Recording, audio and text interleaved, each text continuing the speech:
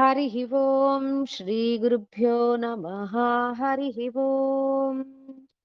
लघुन्यासं ध्यानम् ॐ अथात्मानगुं शिवात्मानः श्रीरुद्ररूपं ध्यायेत् शुद्धस्फटिकसङ्काशं त्रिनेत्रं पञ्चवक्त्रकम् गङ्गाधरं दशभुजं सर्वाभरणभूषितं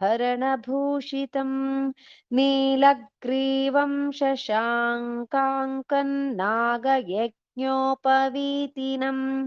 व्याघ्रचर्मोत्तरीयं च वरेण्यमभयप्रदम् कमण्डलः वक्षसूत्राणां धारिणं शूलपाणिनम् ज्वलन्तं पिङ्गळजटाशिखामुद्योतधारिणम् वृषस्कन्धसमारूढं भूमादेहार्थधारिणम् अमृतेनाप्लुतं शान्तं दिव्यभोगसमन्वितं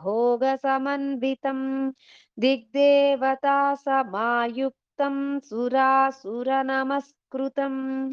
नित्यं च शाश्वतं शुद्धं ध्रुवमक्षरमव्ययम् सर्वव्यापिनमीशानं रुद्रं वै विश्वरूपिणम् एवं ध्यात्वा द्विजः सम्यक् ततो यजनमारभेत् अथातो रुद्रस्नानार्चनाभिषेकविधिं व्याख्यास्यामः आदित एव तीर्थे स्नात्वा उदेत्य शुचिः प्रयतो ब्रह्मचारी शुक्लवासा देवाभिमुखस्थित्वा